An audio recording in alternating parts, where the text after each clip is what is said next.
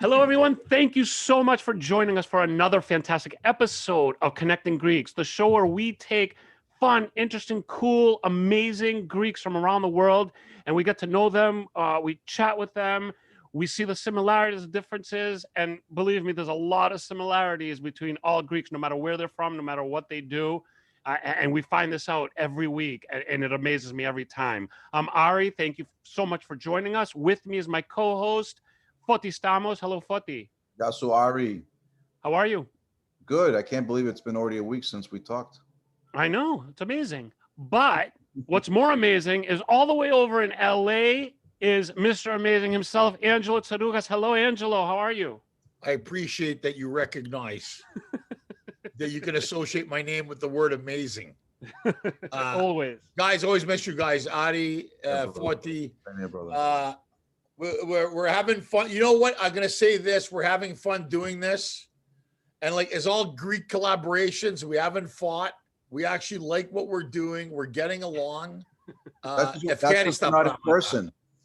Until, because it's always like, because I always say connecting Greeks, we should call it, clobbering Greeks, because sometimes, but we keep it light. We're having fun. And I think we've really been getting great guests. And today is as you can see, I'm in a Toronto state of mind.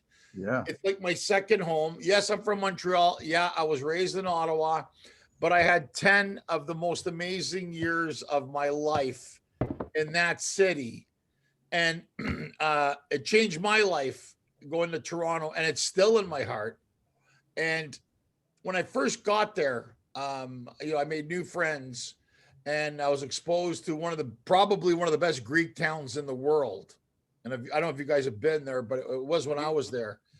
And I got to meet some interesting people and make some wonderful friends. And our guest coming up, I put him first in the friends category because to me, he's one of the most decent, kind-hearted people I've met.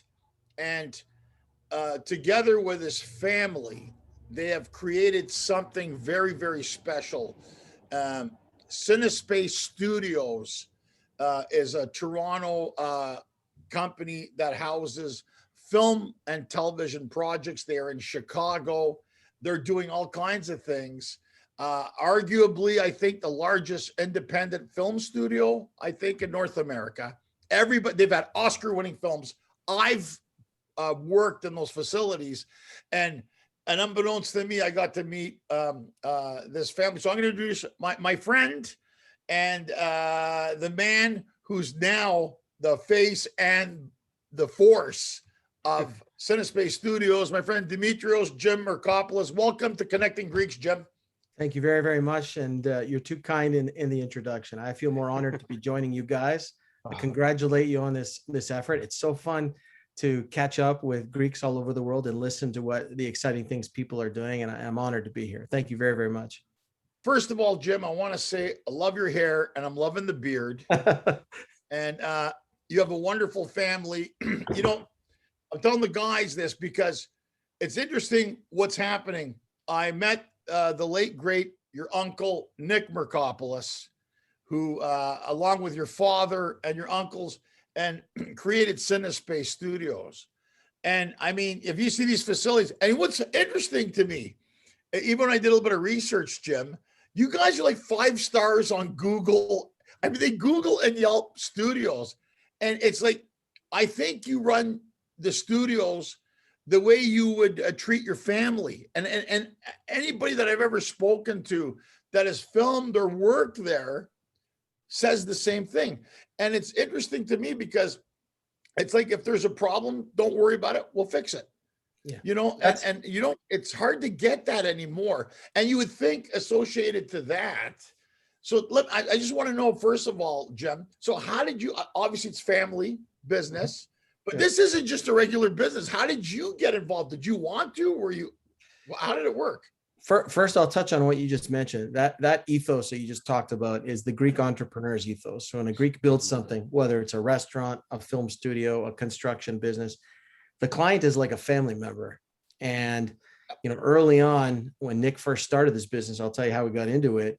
he realized that the family DNA, which is really the Hellenic DNA, resonated very well with the film industry. Hard work, creativity, entrepreneurial drive, and loyalty, and giving back to the community. The film industry loved that. So that's how Nick developed this reputation of this crazy Greek. He's turning a steel plant into the biggest studio in Canada. Like, he just developed this amazing reputation based on things that are Hellenic traits. So a lot of Greek businesses have that, and we're just very fortunate to be one of them. But to tell the origin story, my late uncle, God rest his soul, he was the consummate entrepreneur. He just always wanted to do different things, and he was technically trained at the Siemens Institute in Germany as an electrician.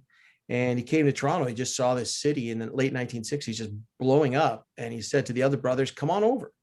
And the second oldest out of the 5 brothers was my father, Lazarus, and he got him right away started to try to do some construction. The 5th brother came over, my uncle Steve, who's our CEO today. He was trained nuclear engineer. He went to U of T for nuclear engineering, and they all joined in together in construction. And Uncle Nick found this 7-acre steel plant in downtown Toronto that was for sale. He says, "Guys, we should buy this old steel plant." And of course, the other brothers, not being trained as entrepreneurs yet, said, we don't understand the vision. What do you see here? He said, "Well, we can build big fabricating spaces 25, 30 feet high, and welders can build spiral staircases, spaces that don't exist in Toronto right now." So late 1988, they closed on a huge steel plant in the east end of the city, started building these large, what would have been like industrial units that are very high. And all of a sudden, as you know, Angelo, in the late 80s, our dollar was at only 67 cents, or the American dollar. So we were getting a lot of production trying to come up here, but they were short on space. Right. So location managers just started calling my uncle and said, "Can we have 4 of those units?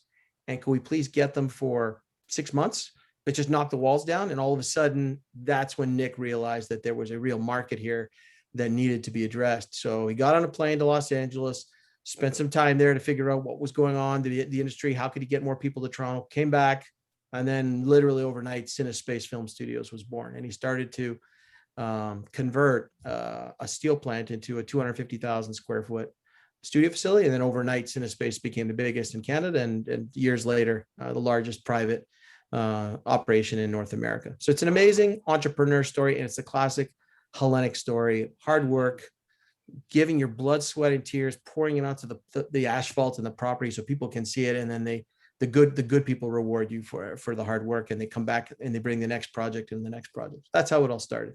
So cool. Jim, I would sit there with you. We go to these events when I lived in Toronto, guys, and Nick would grab me with the little cigars he used to like to smoke. And he was real Greek, but balls.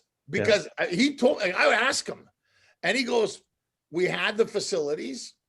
So I go to him, "What did you do?" "What did I do? I got on the airplane. I went to Los Angeles." Yeah. Like, I mean, there's, this is something when people ask about entrepreneurs or enterprising, sometimes, I mean, like you said, you had the stuff, they called them, they had no space. Now, Toronto, if you go to Toronto now, your studios are amazing.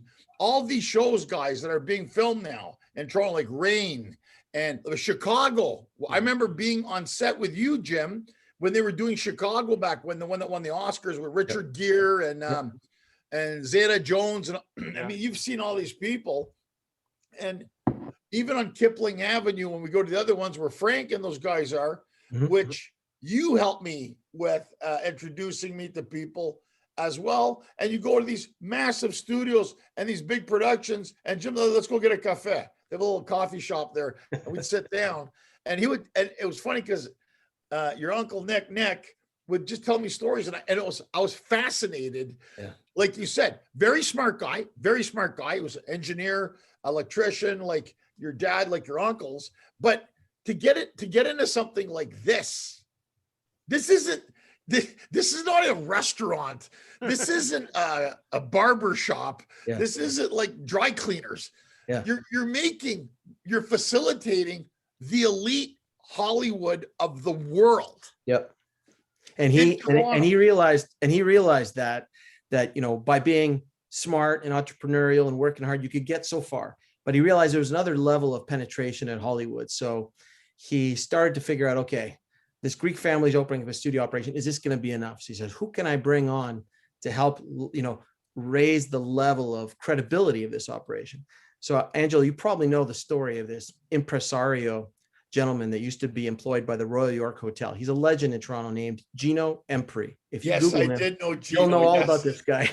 Yes. This guy, in the classic old days of Sinatra coming to Toronto, if Sinatra was at the Royal York and he needed something in the middle of the night, illicit, Gino was the guy that had a little room in the hotel, says, what do you need? I'll go get it for you. Boom, boom, boom, got it. As a result, Gino Empri was a legend in Hollywood because of all the facilitation he would do for these big, big stars that came to Toronto.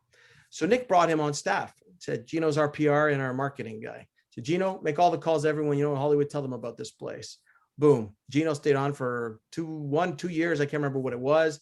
All of a sudden, everybody knew about Cinespace, everybody knew about Nick, and everyone knew that Gino was our PR guy. So that was kind of how we got to the next level up to sort of penetrate, to penetrate that. But Jim, the insight that Nick had, I'm going to get Gino. Now, Gino Empri was an interesting, he wear capes. He was a publicist for Playboy Canada. I had used some of this up with him. He used to book the Imperial Room at the Royal York Hotel. Yeah. He knew everybody at the film festival, Tony Bennett, Susan, Madonna. I mean, seriously, like Jim's right. But to have the insight to say, look, if we're going to step up to the next level, what do? You work with the right people, you pay them, and in results, you get the results you're looking for. And thus the product that is Cinespace Studios today. But I always like the fact though, Jim, and because you're working in this world, but you guys were always active in the communities in Toronto, the HHF, the church, whether it was a member of parliament who was Greek. I always saw how, because I was at most of the events with you guys, and I also saw that, yes, you had this corporate world and image that you have, but you never strayed away from who you guys were. And I think, like you said earlier, that's what they liked in Hollywood, that it wasn't bullshit. It was like, look, this is how we do business. If we say we're going to do something, we're going to do it. A lot of Greeks have that ethos, as you said. And I think at the end of the day, that's what people resonate to. Right. So the secret formula sometimes, I think, for success is if you're going to say something and then you deliver it, why wouldn't you work with these people again? Yeah, exactly right. And that's the other part of Nick's legend is, and how he became a legend on his own, is there'd be a producer from Disney walking through one of the newer spaces on a Friday, and he's walking on a dirt floor. He says, Nick, we're moving in here on Monday. There's a dirt floor. He says, yeah, there'd be concrete on Monday. Don't worry about it. The producer is like, no, it's not going to be concrete here. Comes in Monday, freshly poured, cured, ready, concrete, ready to go. And he's like, I can't believe this. This is mind-boggling to me how this happened. Well, that story is still told by that same producer. We're now going 33 years later. So those are the things that stay in people's mind when they get exemplary service, when miracles happen in front of them. It's all about, under promising, over delivering, and making sure people leave happy, because they'll remember the great experiences much, much longer than they'll remember the bad ones. So we really wanted to make an impression as a family. And in terms of giving back, that's a Hellenic ethos as well. As if you're successful, yes, your duty is to give back. That's not your money that you made. That's the guy upstairs who gave you 2 arms, 2 legs, a working brain, working eyes, to work hard. So how do you pay it back? You pay it back to the community, to the people that need it most. And I think it was most impactful in Chicago. We support a lot of causes up here too, but in Chicago, we landed in a very, very bad area of Chicago, North Lawndale, very, very bad area. But we found a 50-acre steel plant. It was like Nick was reborn again down there, and just created this massive, massive campus. And he said to the producers, we're talking like we landed there in 2009. The studio officially opened 2011. And he said to the union heads, he says, hey guys, you have a problem on my studio campus. He said, Nick, what's the problem? He said, the color of your crews doesn't match the color of the community. You got to change that. You can't take 50 acres of this prime land and bring tens of millions of dollars from Hollywood and not leave a good footprint when you leave. You have to leave a good footprint. And one way to do it is get some of the Black youth. There was a local alderman, a local Black alderman who Nick had given him an office space on the campus. And he said to him, any kids that you have that are already in trouble in a minor way, bring them here and let's see if we can help them turn it around. So Nick would hire these kids to push a broom, lift a box, move some cables from here to there, And if they showed up to work for 6 weeks in a row, every day, 7 o'clock, clock in properly after lunch, Nick would sponsor them to the union. And to get a union card in Chicago is not a small amount. No It's almost kidding. prohibitive. It's, you know, $5,000 or $6,000 US. So then when they saw how successful the project was and really got kids to turn their lives around, we hired a local lady in the community. My cousin Alex in Chicago really spearheaded a lot of this, along with Uncle Nick. And they found a lady to come on board, and they started what's called the Nick Mirkopoulos internship program, which is take 20 kids from the community, bring them in, put them 2 weeks in the wardrobe department, 2 weeks in the art department, 2 weeks on locations, 2 weeks as carpentry, see what they like. And if they finish the whole project, again, we pay for their union ticket. And these are kids that sometimes are going from gangs and drugs being their only, you know, real option for making money to making $70,000, $80,000, $90,000 a year in a matter of, you know, 3 or 4 months. So it's a pretty amazing program. And Nick did all this well before all the BIPOC and, you know, in minority, you have to have a certain minority in your on your production. And as a result, you know, NBC Universal and Fox were our big clients in the Chicago lot. All of a sudden HBO started calling, saying, tell us about this program. Warner Brothers started calling, saying, tell us about this program. This was all from Nick's heart and from seeing, yeah, here's a guy who has his head down on the grindstone building a business. But he had that innate ability to look up and look around and say, whoa, the colors of the crews in the community don't match. We're not helping the community if we're just bringing trucks and money into here, but we're just paying property tax. We've got to do something else. So it's a very successful project, and we're not only very proud of it, but we're just Nick was years ahead of his time. We're much more poised to have a huge community impact down there rather than Toronto, which is a pretty well-to-do city. Every area we had a studio in Toronto was, for the most part, a pretty good part of the city. So Nick just had that a bit. He had it in his heart. He always wanted to give back, and that's a lesson that my cousin Alex, who now runs the Chicago operation, takes with him. He lives by it, and we do the same thing here in Toronto. That's incredible. But you know, Jim, you just filótimo. Absolutely. I'm going to say it. Yeah. I'm going to fucking say it again. Filótimo. It's not just building a business. Yes. It's filótimo. The man is a visionary. Yes, you have business. Yes, you do that. He looked around. Yeah. I'm going to tribute this. I'm going to say this for the Greeks. Mescovi, it cuts us, as I make the jokes about, but it's true. Yeah. You went there, he right away identified that, look, in this neighborhood, what we're doing here is not jiving, because it's an insight, and I think you can be as educated as you want. If you don't get it, you don't get it. Right. The man clearly saw that Yeah. and said, we're going to go there. And as a result, he didn't do it to get more business. He's saying, look, if we're going to work here in this neighborhood and this part of Chicago, this is what we need to do. Right. And then what happens, like you said, way before woke culture, cancel culture, anything, he thought about it saying, and if these kids work and earn it, I'm going to sponsor them. You know, like I'm going to go there. We're going to put it in for the unions so they can have good lives. And you see, that's an example of what the world should be doing, not just in your situation, and a lot of situations. Correct. And that's why we have this show to talk about these things. We need to have dialogue. Yep. And the last thing I know about the Mirkopoulos family, you're not braggers, you're not show-offs, you're major players. You don't have to act or talk about it. Right. And to me, I admire that so much. I've always admired that about you, Jim, and your family and your business, because I understand how you guys do things. Yeah. And the thing is that when I heard about what this is what I want to bring into this, Jim, is you put together, or you were part of, I'm not sure, maybe you could explain to us, the whole thing now, guys, for Audience 40 to know, they put, I think it's either you put it together, it was brought to you together, that all this film stuff that's going to Greece, Jim is part of this whole movement. Oh, and wow. that's another reason I want him to come on, because you were in LA, you were in England, and tell us, Jim, about this whole thing that's happening now. Sure. And now there's a boom in Greece right now, Yep. because they're filming shit all over Greece right now. Yeah. I'll tell you the whole story. Nick always, of course, had a love for his homeland that never left him. So I joined the company in I did my university undergrad degree. I did my MBA at York. I worked for a bank for 2 years. I hated it. So in the year 2000, after I quit the bank and I was just doing some promotional stuff on my own, the uncles and my dad said to me, "It's getting busy. If you want to jump on, now's the time because we could really use the help." And I said, "Yeah, I'd love to."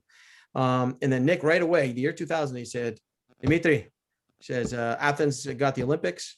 They're scrapping the old airport. It could be the biggest studio in the Balkans. Start writing letters, start doing proposals." So I have emails from the year 2000 to do studios on the actual Hellinikon airport in Athens. The original one. That's right. The original one. And unfortunately, as we've too often heard, every administration after every administration just could not see the forest for the trees, as they say. They didn't have Nick's vision. And it just fell on deaf ears. And the last major feature film to shoot in Greece was Mamma Mia in 2007. And of course, after that, the economy tanked. And there was no realistic way for a project to go there and have a lot of success. It would have the odd location shoot, but no critical mass. So after, we of course blew up the west end of Toronto, we blew up Chicago. And then my cousin calls me from Chicago. He says, "I got a call from Alexis Tsipras' office, Prime Minister of Greece. He's flying to the United States. And on the way to Washington, he wants to stop in Chicago to meet with us." And I said, "Well, that's interesting." I said, after 17 years, I said, and he says, "Can you come down?" So my uncle and I flew down and we met the prime minister, and he had some really smart guys with him. I can't remember, he was the minister of telecommunications, as I understand, and his staff. And he came in, and of course, Uncle Nick had passed 4 years prior to that in 2013. And he looked at the big memorial photo we have. He says, "Wow," he says, "you obviously pay a lot of tribute to your uncle." And my uncle Steve said to him, "Yeah," he says, he died he passed peacefully in northern Greece in the same house he was born in. He says, "But the one, he wasn't able to bring this amazing industry to Greece." And the prime minister says, "That's what I'm here to talk to you about today." So we went to the boardroom, we sat around the table. He says, "Guys," he says, "I have a stack of letters from you this high in the government office." And he said, "Is it too late?" That's my question to you today. Is it too late? And I said, "No, Mr. Prime Minister." I said, "If you have a sustainable tax credit, and Ontario is a good example, and Illinois is a good example, Michigan is a bad example, Atlanta is a bad example, but these two jurisdictions are good examples that we're in of sustainable tax credits. And if you implement one, Greece has so much going for it. I mean, you should get business, interest right away." And he said, "What's a good number?" I said, "Well, in Ontario, it's, at that time, I think we were dabbling. We were at 21.5. I said, in Chicago, it's a 30%, a 25% rebate to producers to reward them for the spend, would be a good place to start." Well, leftist government or no leftist government, some people say leftists are not pro-business. This guy put his people to work, and within 3 months, they had a 25% tax rebate in Greece, which is a very competitive tax rebate for a film rebate for the EU. So they started getting some interest. This was in October of 2017, Prime Minister Tsipras' visit. So in all of 2018, they had some nibbles here, a couple location shoots here and there. A lot of co-productions from Europe would go there, take advantage of the 25%, but nothing really, really tangible. So there was a guy there called me from the telecommunications office. He says, "What else can we do?" I said, "Well, Alex and I go to our sales trip every January. Why don't you come there and come to our meetings with us? We'll show pictures and we'll talk about it. And what we should also do is plan a familiarization tour. We call it, in the industry, we call it a FAM tour, where 20 producers, for example, come to Ontario. The Ontario government pays for their airfare, their hotel, their meals, and they take them to studio, to location, to visual effects house to show them our infrastructure." And I said to the gentleman, I said, "This is what we should do." He says, "Okay, I'm coming to Los Angeles with you." So Alex and I go do our Los Angeles meetings in January. And we rented, in Beverly Hills, the Greek restaurant Avra. Avra, that's right, the new one, which I haven't been to yet, by the way. My wife's been 5 times. Oh my God, it's amazing. So they have a beautiful back room. So we rented at Cinespace, we rented the entire back room. And we said to the Greek government, "Come, put up some items and display. We're going to feed people the amazing food. We're going to give them our amazing Homelands wine. And we're going to just romance them and tell them about the tax credit and really advertise it." So we did that. And we got a huge uptake. There was 50 people crammed in that room that night. Everybody wolfing down I appetizers, I missed it by a day. Remember you called me, Jim? I remember. Jim calls me, he goes, come and hang out, right? Because and I missed you. I don't know where the hell I was. That's okay. I That's always okay. miss the good stuff. So the government representative announces, he says, listen, in May of this year, May of 2019, we're going to do a familiarization tour in Greece, and we want you to be our guests. Here's the sign-up sheet. Well, there was a mad rush for the sign-up sheet. They thought there was an upper limit, right? And he says, I don't have what are the dates? He said, I don't have the exact dates, but when I go back to Greece in 3 weeks, I'll know everything. So in May of 2019, we had Alex and I and some key partners in Greece escorted 20 film and TV production executives, the physical production executives. These are the people who make the decisions on what countries to go to bring their big shots, big shots that make the locational decisions. Right. Came to Greece. I'm talking about like top companies like Netflix, Amazon, NBC, Warner Brothers, Disney, Legendary, Endeavor Content, Focus Features, HBO, A&E, and a representative from the MPAA, the Motion Picture Association of America, which represents all the studios on legal issues, for example.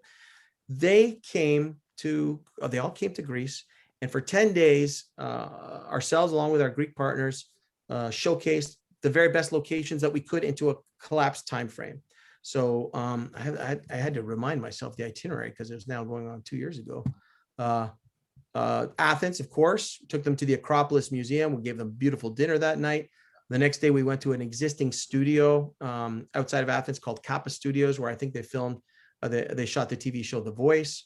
We introduced them there to local suppliers and local production houses that could welcome them and do their location business for them. We went and had a cocktail party at the Onassis Cultural Center. The next day, we got on to 2 yachts, and we went to Hydra, a beautiful island, and to nearby Spetsa, and we stayed overnight on the beautiful island of Spetses.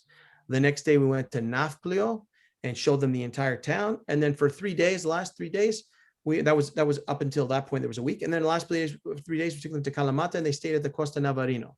Nice, the Western Resort, beautiful. It is gorgeous. If you know that area, we took them for location filming options. We took them to the Methoni Castle. We took them to Pylos. We took them to Prophetis Elias Church, and we didn't overwhelm them. We let them enjoy Greece. We let them enjoy the food, let them enjoy the wine, the sights, and let the machines in their brains start to turn and say, wow. By that time, they had raised the tax rebate from 25 to 30%. So they even made it even more enticing. Wow. So they started to get excited. Well, we saw immediate results from that effort. By August of that year, I was actually in Greece late that summer. I'm getting on the plane, and a Toronto client calls me. He says, a guy named Sean Ryan, he says, Jim, he says, please tell me you're in Greece. I said, I am. He said, but I'm just about to leave. I'm literally boarding the plane now. He says, I'm coming in 2 weeks to shoot my Amazon TV series Treadstone on Mykonos. We have a big sequence there. Wow. And that's it. NBC Universal produced that project for Amazon, as I remember. I said, that is amazing. I said, NBC was one of our clients here. He says, I heard about the tour. I heard about the rebate. We're coming to Mykonos. It's done. We're only shooting in Budapest. That's our headquarters. So for us, it's a short haul flight, and we're very excited. Can you stay and be part of it? And I said, dude, I said, I have 7 kids and a Greek wife. If I tell her I'm boarding the plane right now, I'm staying to be a producer on the Mykonos.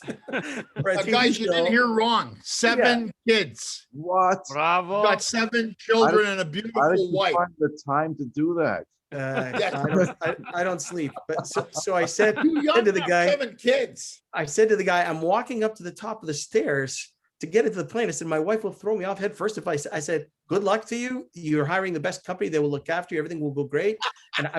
And thank you for bringing the business to Greece. He says, no, thank you for the whole NBC thing. And so that was, of course, late 2019. We had a major TV series shoot there. It went very, very well. The government, as the first major client back to Greece, the government looked after them. They streamlined the permit system in Greece, which was important. There used to be a separate office if you wanted to shoot at an archaeological site, and a separate film permitting office. They merged them to streamline the process. It used to be that going to Greece was a logistical nightmare. I have to give that leftist government that just left credit. They really got the affairs of the film stuff in order before they were defeated in the election, because the experience of NBC was amazing. It was seamless. I called the producer after. I said, what do you think? He said, we're going to bring more business there. We loved it. Unfortunately, we had COVID in March of 2020. 2020 was going to be the big year in Greece. Big Fat Greek Wedding. We'd already introduced Tom Hanks' company to our Greek partners to do the budget. Nia had written a good chunk of the script to happen in Greece. Unfortunately, because a lot of the cast members are in their senior years, at the biggest risk category for COVID, they just said, you know what, guys, no matter if Greece's travel is open and they have COVID under control, I think we're going to wait, push till next year and cross our fingers. All the cast members are still with us. So 2020 was not the year that we'd hoped for reasons we could not control. But just like you touched on, Ange, this year is going to be huge in Greece. God willing that, COVID stays under control. I saw a Greek Report article the other day where they quoted the government saying there are already 18 projects slated to shoot in 2021. Yes. I think Kostas shot one early in the year, right? When it was still snowing, I heard on the podcast. Yeah, Kostas was there. Right. He shot one. Right. And Nia's the thing with Nia, you're right, is insurance. It's not the production problem because of COVID and the elderly cast, it's the insurance. Okay. And Chris Phillip, who's a friend of mine at Starlings, Chris. Yeah. He's doing Alexander the Great, the series. I've heard about that project. The big thing. The same people that did Vikings. And I'm very good friends with Chris. And they're going to Greece to do this. So, I mean, good on them and good on you guys, because you see, that's how you do business. All those people that you took to Greece, just what you told me. I mean, they went back thinking, well, this was amazing. You got to make it work. And that's the most gratifying part. The other projects that are happening this summer, you may or may not heard about, Jack Reacher, which is an Amazon project. Yeah. Well, the Amazon guy was with us. The other one is there. Yes. Yeah. Sorry. It's just called Reacher because they're producing another project called Jack Ryan, which has the same guy named Jack. So they're producing two projects in Greece this summer, major location shoots. Reacher, which is this TV series continuation of Jack Reacher, and Jack Ryan is going to Greece as well. I don't know if you heard just last week it came out. Netflix is shooting the Knives Out sequel in Greece. Yes, with Daniel Craig. I just saw that. Right. Netflix was one of our guests there as well. David Cronenberg, a luminary director in Canada, is budgeting to shoot in Greece this summer. And of course, we hope Nia Vardalos as well. So I think that lady's from the Greek government, I think her expectation was $90 million, 90 million euros is the expected location cash outlay of the projects going to Greece in 2021. And I think that one that I talked about, Treadstone, for the short period of time they shot in Mykonos, a week or whatever it was, 500,000 euros were spent in the span of a week on Mykonos. Oh my God.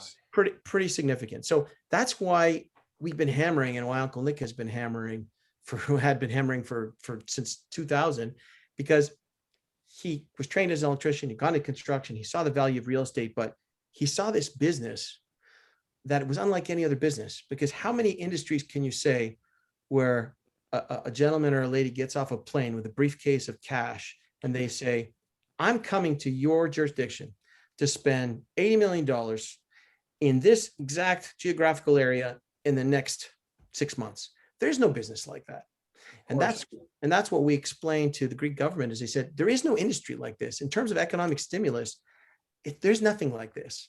If you promise, let's say you promise Volkswagen, if Volkswagen's going to come to Greece and build a plant, you can promise Volkswagen tax breaks and free property and this and that. But by the time they build the plant and they get the equipment and then they hire the Greek employees, this could be 3, 4, 5 years down the line.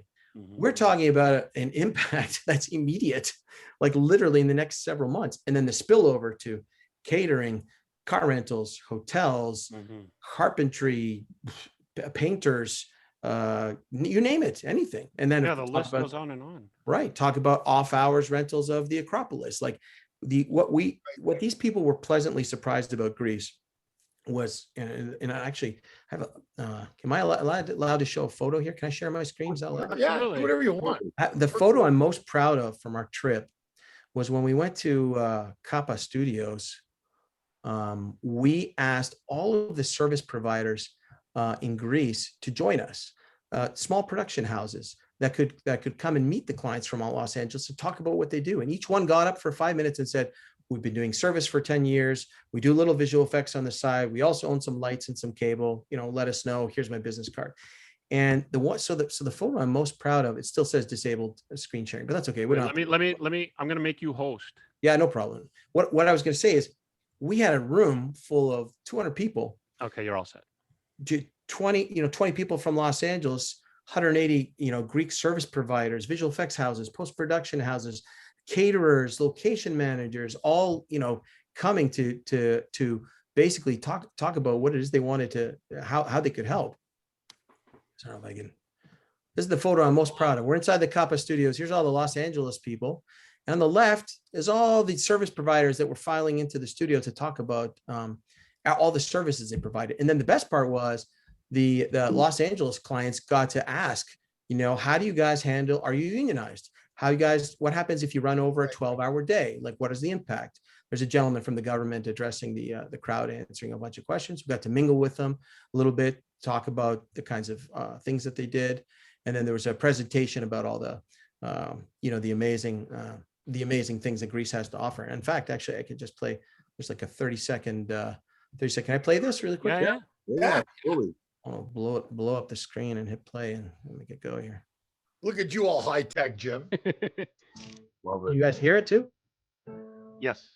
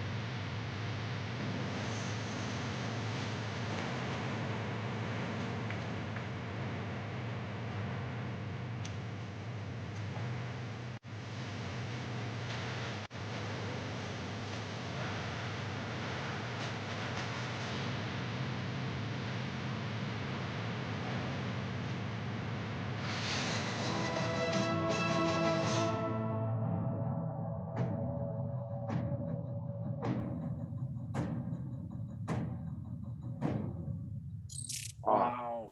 That was Amazing. great. Amazing. I love that ending, Jim. Your story, our business. Right. Bravo. I mean, that Jim, I just want to say very quickly, my whole entire life has been dedicated to Greece and Hellenic things. And, every single day I deal with something Greek. And that was very moving and very inspiring. And produced by the Greek government of all things. Like, how amazing. Really? So a nice surprise was while the clients were in Los Angeles, the government jacked it up to 35%. And Prime Minister Mitsotakis has just jacked up to 40%. It's now the most competitive filmed rebate in all the EU. We have so much momentum there. We have so much going for us. If we can get rid of this COVID nonsense, we're going to have a great year.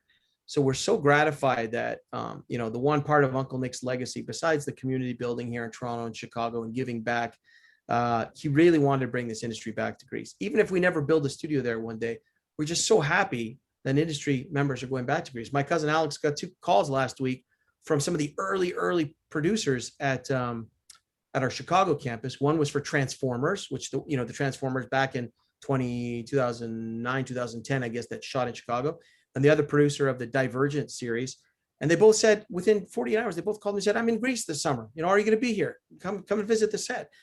And he said the same thing to both of them. He said, "Man, if Uncle Nick could hear that, how happy would he be?" Well, he could see us right now and the success we're having. He's happy. But man, what an amazing industry to bring back. So after we left the Kappa studios, we get back on the bus. All the clients turn to me and they say, "How does everyone know how to speak English?" I said, well, that's the amazing part about Greece. Not only are the technicians amazing at what they do, because Greece has like 100-year cinematic history, but they, just like Canada, where we're forced, in elementary school, gun to the head to learn French. In Greece, many people learn English either in day school or they go after school and they learn English because they want to. So all the crew members there and the producers were speaking to our clients in Greek, and they said, this blows us away. Every jurisdiction we go to in the EU, these people are struggling to put a sentence together. We've shot movies in Bulgaria and nobody understands what we're saying. We have to hire a Bulgarian guy to be the intermediary, and there's envelopes of cash, left, right, and center. We said, no. Greece has turned the corner on all that stuff. And if you give them a chance, you'll be very, very happy with the result. So really the success story here is the Greek crews that have made it through very difficult years with almost no business. They've stuck to their craft. They've made small, as you know, Angelo, low budget Greek cinema over the last 10, 12 years to get through this really, really low point. And I get so many calls and emails saying, thank you for doing this. I said, no, thank you guys for still being in this business. This was going to happen organically at some point. We just wanted to light a fire under it to really get it boiling. So we're very, very happy with how things are going. And, if Greece has a good year, they're going to break records in a big way, So Well, That's incredible. Jim, it's phenomenal. Like, I mean, everything you've captivated all of us. Like, we're listening. And here's the thing. Everybody always says this, and I'm not gonna put artists on the spot.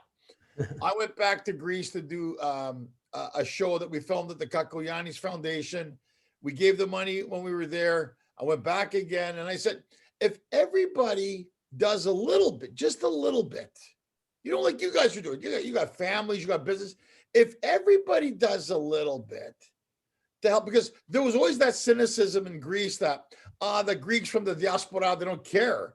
I think we care more than they know.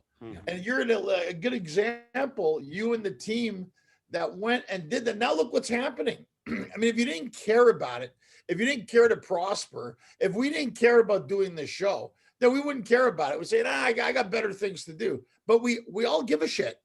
And the thing is, what I admire about it, and it's such a great example, and I hope people who are going to watch this specific episode with you are going to come away with something that if we all just do a little bit, it's going to make life better there.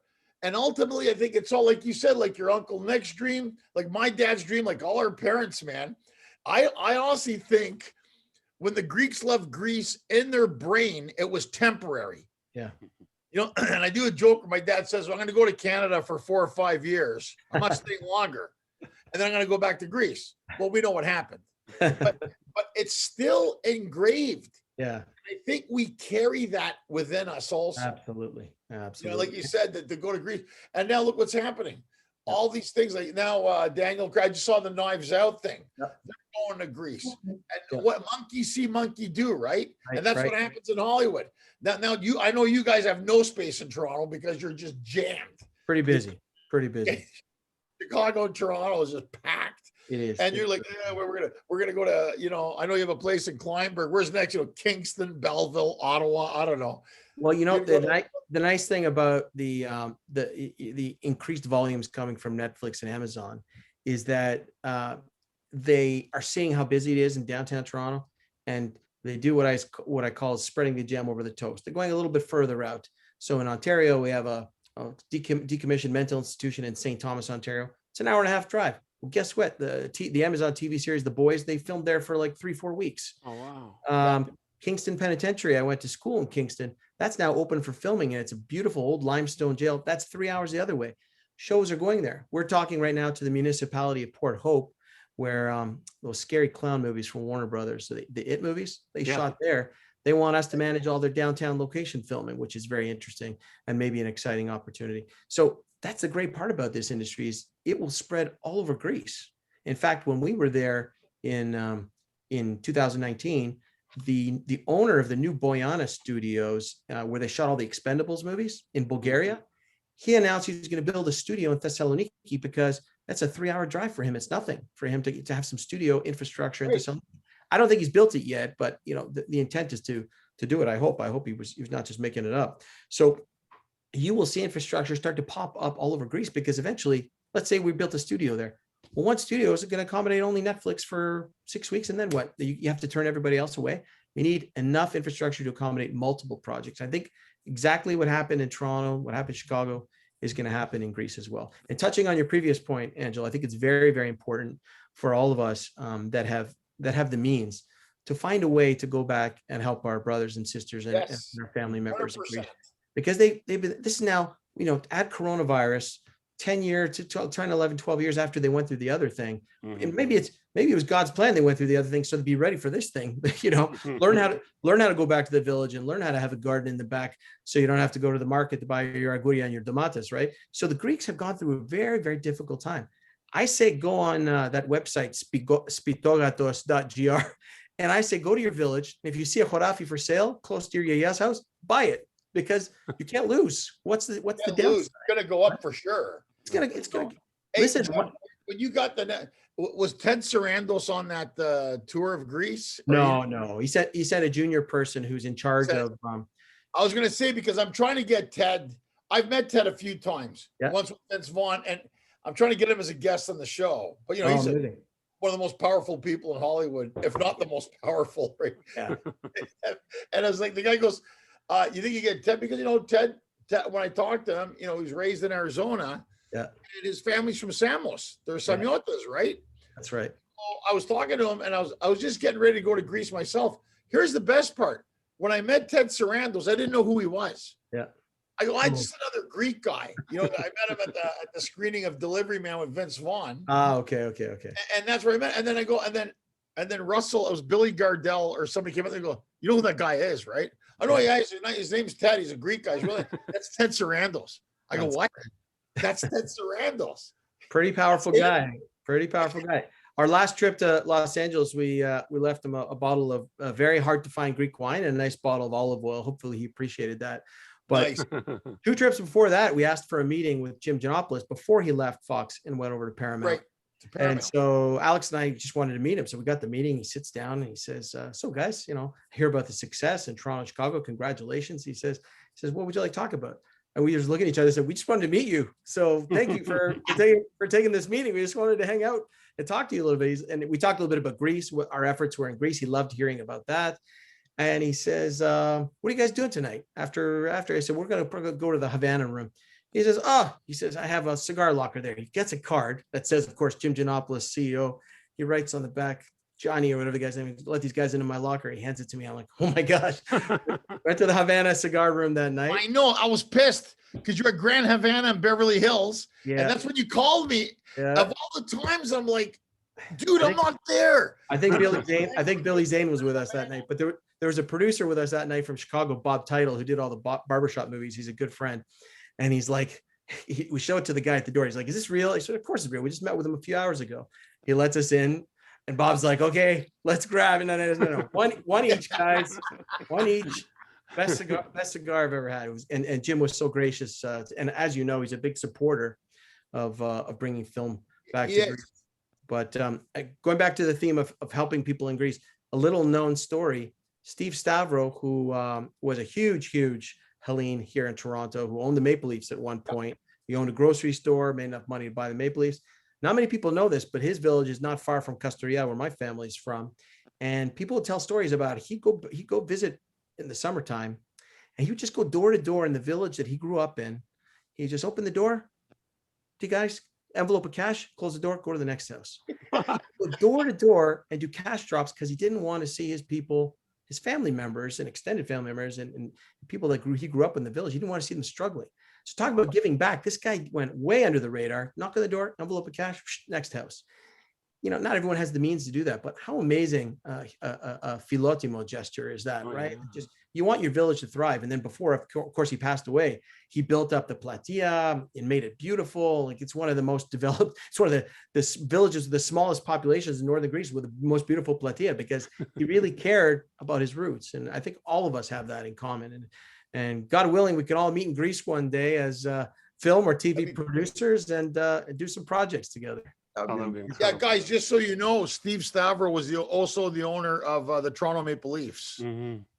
He owned the hockey team. What was it called? Farms. Nob Hill Farms. Nob Hill Farms. Yeah, you see the commercials. Oh, And all yeah, the yeah. So, Thomas with Nob Hill Farms. Everyone's patatas pioftinas. as Boston Bruins fans, yes, we know about the Maple Leafs. Oh, here we go. They're Boston fans, Jim. We hate Boston up here. They You know, have, Jim, they have we get to destroyed us multiple years in a row. Oh man, And you know, guys, we get to interview Greeks from all around the world, literally South Africa, Australia. But you got to admit, guys, the most interesting Greeks are all out of Canada. Really but you use the key word interesting. interesting. But to take it back from towards the beginning of this interview, we talked about how Greeks are so hardworking and they become successful. But the point you made, that industry, to me, I mean, to a lot of people, but to me specifically, it's just such a cool industry to get into. And it's just amazing to hear all these stories. Yeah. And, I've always been like kind of a film buff. I did film in college. Now I'm a tech guy, but I love hearing about this. I love hearing about these types of stories. I love hearing about how this industry flourishes and how it helps and how it gives back. It's just an amazing story. And how many Really, Greeks we are appreciate involved in you. it, right? What? And the fact of how many Greek Americans are involved with this Oh, thing yeah. that we never Yeah. knew. It's huge, and it's getting bigger every day. It's just an incredible industry, and we just feel privileged to be a part of it. And at some point in the past, I'm trying to remember when it was, late 80s, I think, the Filotto and the film industry merged. I remember a lady, I was working summers at Cinespace on Eastern Avenue. I remember a lady came in, very, very like fresh off the boat Greek, like I could barely understand her Greek. Mhm. And she was like, da, da, da, da, da, da, da, to my uncle. And he says, he gets out his checkbook, he cuts a check for 20 grand, he hands it to her. I said, what was that all about? Who was the lady? And he says, you'll find out in a few weeks. She was about to shoot a movie and we're going to be listed as a contributor. This lady had complained to my uncle Nick that a lot of people still arriving from Greece, especially more importantly, women, didn't understand that Canada had laws against domestic abuse. So when they got slapped around by their husband, they didn't know there was an option to call the police or to go and speak to somebody in counseling and deal with the problem the way it should have been dealt with. And so this lady had an idea. I said, if we could only film a dramatic scene of wife abuse, but dramatized, and then explain and then show the woman actually going for help. And then if we distribute this to churches across Canada, maybe one or two of these ladies will pick up the video, watch it, or quietly away from their husband and say, boy, I didn't know I could get help for this kind of thing. So the movie was called Litrosis, and it was, I guess, in 1989, 1990, like late 80s, early 90s. And I have a copy of it somewhere.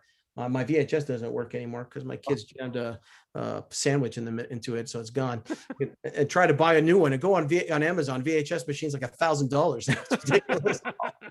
So like $59. It used to be, right? So anyway, so years later now, our biggest community effort here in Toronto is helping women's shelters and helping women transition from bad relationships into new lives. Because the film people, they film a TV series, they end up with brand new bedding, a new couch, new pots and pans, because they had to dress a condo or an apartment or a house.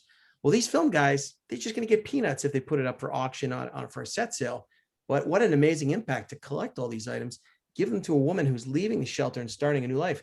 There's thousands of dollars that she doesn't need to spend to start her new life away from the abusive husband. So, oh, that's amazing. So we help local women's shelters, but also we've gotten the film people engaged in just taking all their housewares, give it to the shelter. The next woman who's on tap to leave gets this pile of housewares that, she never would have been able to buy. So Uncle Nick started this in the late 80s, and look now, 33 years later, that little piece of his legacy continues with helping women's shelters. So that's something that we're really proud of.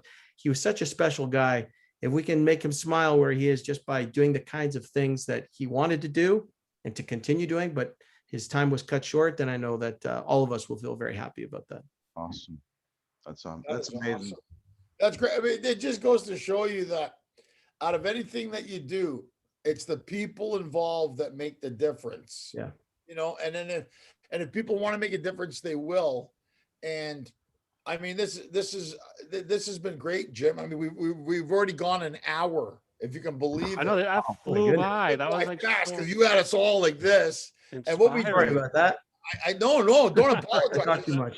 No. Sometimes you're pulling teeth to get people to talk. And with you, it's just like, Well, we're really excited. We're really excited about the Greece project and just the momentum we're hearing about in the last week. I mean, we couldn't be happier with helping this industry go back to Greece. But the real people that are going to be part of the welcoming of the business and the retention are the very, very talented people in Greece that have been doing this for years and years. Yeah. And now they're going to get the opportunities to service the biggest Hollywood clients. And, maybe the first assistant director that is normally in Greece used to shooting as a first AD, he'll take a second or a third AD position, but he'll follow two Hollywood people and he'll basically sponge the knowledge off them. Yeah. The next job he goes on to will be Hollywood grade. So Greece has an amazing economic opportunity and a learning opportunity. And luckily, Prime Minister Mitsotakis understands the hard work that was done by the previous government. And what did he do as soon as he got into power? Let's make it 40%. Let's really go after the rest of the EU's business, start bringing that business to Greece. So we're very, very pleased that the government has made those steps. It shows that they believe in the economic power and the good news story of this industry. Absolutely. Now, let me ask you, Jim. You got 7 kids, man. I remember you before you had kids when you guys just got married. Yeah. And you had the first one. And every time I left Toronto, I lived in Toronto for 10 years. Every time I go back, I'd be like, what are we at now? 3. It was 5. Like gremlins, you just pour water on them and they multiply. You got a beautiful family, Jim. That's great. And I mean, I'm very proud to say you're my friend. Thank you, brother. You guys have always been good to me over the years in Toronto. It's mutual. And quality. I mean, I can't say more than what you've said. I mean, look at the Philotimo and the pride that's instilled in it. I mean, this is an example for a lot of people who are going to watch this. This is a good example of how we can make things just a little bit better, a little bit. And I really appreciate you coming on today with us, Jim. But before we let you go, because it's a team effort here. I see how I did the Greek thing before I let you go. So before we let you go, Forti, we have a little, as you know, we do a little, Forti has a little special Q&A he does. All right, let's go for it. And then Ari will take it home. So Jim, this has been an honor and just so inspiring to listen to you as Greek Americans. It's individuals like yourselves that keep the flame for us going as Greeks. Whether we're Greek Canadian, Greek Americans, Greek Australians, as Angela's mentioned, we all have some common feelings inside. Absolutely. We got to know you a little bit today. And we, thankfully we got introduced to you by Angelo, and this won't be the last time. Hopefully we can develop a friendship like you did with Angelo. Absolutely. And but we have a couple questions for you to get to know you a little better. Sure. So, growing up as Greek Canadian in a Greek household, can you tell us, Jim, your favorite and least favorite Greek food growing up? Oh man, growing up, not now. Growing up. Well, how about both? Both. I dreaded fakes growing up, but now with a little balsamic vinegar, it's like magical. It's the best. It's the best. There you go. And with bread, just dipping in it, like I would run away from the table when I saw her smoke fakes. Now it's a staple in the house. Yeah, love it. I probably didn't enjoy seafood growing up, and all these trips to Greece, when you go to a seaside tavern. And you're eating they show you the fish with the beautiful clear eyes we just caught a few hours ago. When you taste that, it's not like anything you've tasted, at a restaurant anywhere else. It's so I have a new appreciation for fish. I didn't really eat it a lot growing up, but now, boy, oh boy, I have to tell you, I really, really enjoy it. How things change, right? Yeah. So you did mention your roots are from Kastoria. So were both your parents born in Greece? Are you first generation? Both my parents born in Kastoria, absolutely. And then they moved here in the late 60s and early 70s. So I'm sure that, growing up, you've heard your fair share of your parents having their classic Greek sayings. Oh, yes. Any memorable Greek sayings that you can share with us? Well, I grew up in a household of 3 boys. So the first one that comes to mind right away is Tafas Xilo, right away. Every Greek boy knows that one. Yeah. And then because sometimes I was a little aloof and a little, in a distant world, my mom would say, Dimitris pera vrechi. I don't know if you heard that one before. Oh, yeah. I love that. Yeah. And then if I hadn't called somebody in a long time, or if I haven't called my mom or dad, because I was away at boarding school, I went away to university, and I did my teenage years were mostly gone in my early 20s. And I'd call my mom, hey mom, what's going on? Santa Jonia, Santa Jonia. The guilt trip, the classic. Just to really rub it in. Probably my favorite is my yaya in Castoria, in a little village called Calahori. We just have these little chats and discussions, and she would talk about how important it is to be kind to people and this and that. And she always emphasized talking about people behind their backs, and don't talk about people. She used to say, "Y glosa coca la deneji a la coca la spy." Have you guys heard that one? Oh, I like that I never one. heard Oh, that one. you You ever heard that one before? That's No, a good one. Coca la spy. Yes. Coca la deneji a la coca la spy. Because when you speak badly about people, you're destroying them. Yes, yes. That's a good one. That one, she somehow, when she said it to me, I had that same reaction you guys just did. It just burned in my brain. I have never forgotten it. That's the one I've taken through, my whole life. I was young when I was having those conversations with her, and I never forgot that one. Beautiful wisdom from Yes. the grandparents. I'm going to use that. Yeah, absolutely. And then last but not least, Jim, whether we believe it or not, as Greeks, we're super superstitious in many ways. Sure. Is there any superstition that you still live by? I didn't have many growing up, to be honest with you, but being married to a Greek woman, I've got a whole bunch of new ones. I'll tell you the one I never thought would bother me, because it's now part of me, is my wife would always say, like we'd be getting ready to go somewhere for New Year's Eve. And now, of course, with kids, we don't really go anywhere anymore. But I always remember her saying, well, we got to vacuum the house and clean the pots and pans and everything, because on New Year's Day, the house has to be spotless. Right. God forbid the house is not spotless on New Year's Day, because doesn't that mean that your house will be messy every day of the year or something like that? Every day of the year, that's right. So I hated that one. And then what do I find myself doing every New Year's Eve before anything else, before the food is? I'm vacuuming like a madman, spraying Windex on the mirrors so there's no splatter marks, the Lysol on the toilet bowl, everything has to be spotless. I never thought I would be like this, but that's something about me. It's like, I want New Year's Day. I want, that day to be, the house to be clean. I think that was just her clever way of getting you to clean the house. Maybe you guys have never heard that one before about New Year's Day. Yeah, we have actually. So it's not just me. For some reason, that's now burned into me as well. I hate it, but it is what it is. So. That's what keeps it interesting for us as Greeks. There's all these funny, quirky things that whether we believe it or not, we find ourselves doing it. Yeah, it's true. It's very true. Well, thank you so much, Jim. Thank you guys, and congratulations again. I mean, I've been flipping through the episodes. So much interesting content there. I mean, you guys really hit on something cool. Thank you. And I hope you keep doing it. And if you don't know, Billy Zane's one of our biggest advocates in Chicago. Every time we advocate for tax credit improvements, he's at the legislature, talking about the industry. He'd be a fun guest to have on, because that guy's got some stories. Oh yeah. I hung out with Billy a couple of times at the LAGFF. I'm going to reach out to Billy. Okay. If I don't have his new number, I'm going to reach. You'll help me get it. I have it. Jim, we'll get you to talk. He actually did me a favor. He did me a favor a few years ago, because we, in the 33 years of business, we only had two. We've been lucky. Instead of saying we only have two, we actually have two movies that won Oscars, Best Picture Oscars, that shot in our building. The one that Angela referred to is Chicago.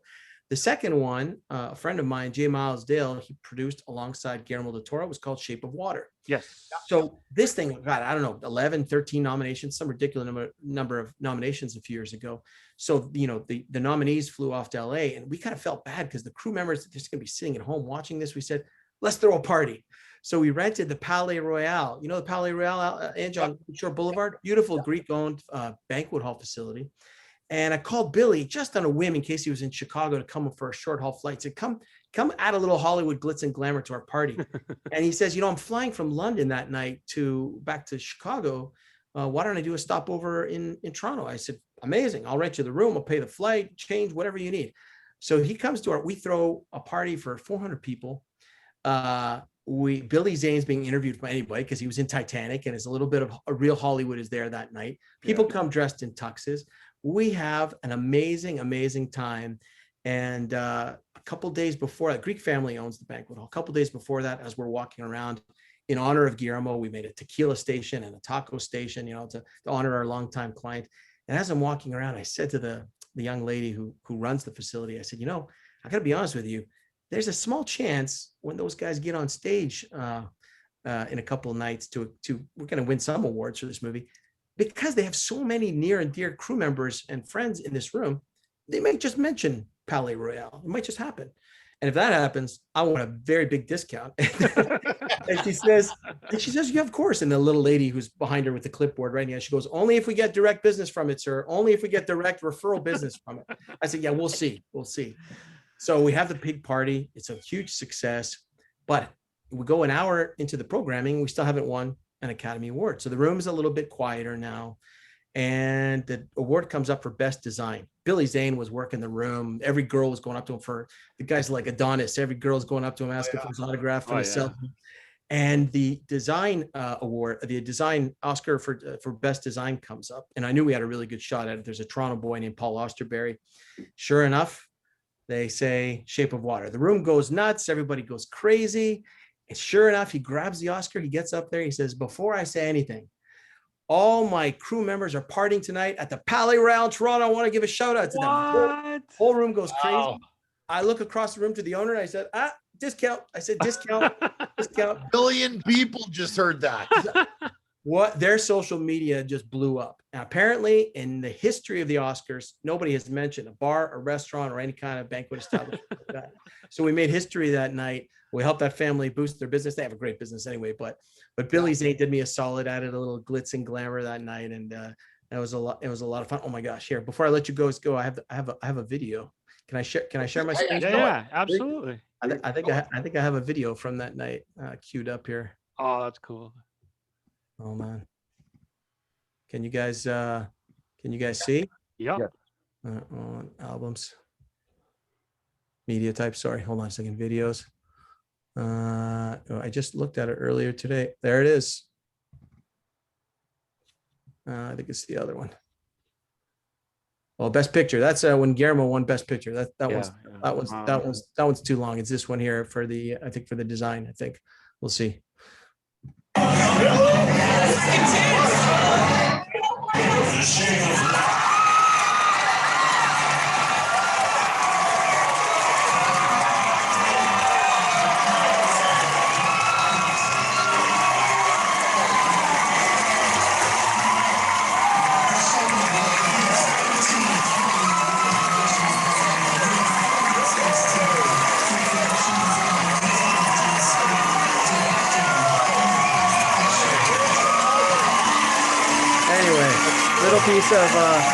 Little piece of Cinespace. Let me just close that. Sorry. That's so cool. Little piece of Cinespace history that night on Oscar night, and it just made sense to throw a party because how often you get clients that clean up and haul. Yeah, that's a great idea. Oh, they had a blast. So guys, this has been such an honor for me. Thank you very much. I'm sorry if we ran over, but I really no. It was talking great. to you guys. This was incredible. Like again, something that has always interested me. When we met Angelo and we started hanging out with Angelo, he's introducing us to all these people, which is just so cool. I mean, it's to me, it's the coolest thing in the world. And you are a classic example of that. And you represent all the things that we love to see in our fellow Greeks. Success, humility. Giving back, philanthropy, like you're the whole package, Jim. And thank you so much for being with us. It was an honor to meet you and amazing. Thank you guys. All you guys are enterprising for starting this initiative. And I really, really appreciate you letting me be a small part of it. Keep it up. And I'd love to talk to you guys again after we bring some more momentum to Greece. I do a follow-up story. Oh, absolutely. What else? See what other exciting things we can announce there. Absolutely, definitely. And okay, so we want to say thank you to everybody out there who's watching, listening. This is one of the stories that this is why we do what we do. It's these types of stories, these types of people. Thank you, everybody out there, for watching, listening. Foti, thank you. Angelo, as always, you're awesome. We love you, buddy. Jim, amazing. Guy family, you have 7 kids. You could adopt me 8 with no big difference. But I got to bring my wife and my son too. So It'll be No free for problem. one. But thank you so much for being with us. Thank you, guys. very much. God bless. Thanks, All Jim. the best. God bless Thank you you. very much. Bye, Appreciate it. guys. God bless. Take Bye-bye. care. Well, actually, Basta. Jim, you're the host, so you got to end it. Okay. Happy to do it. Good night, guys. Carlita. All the best. Take care. To you too.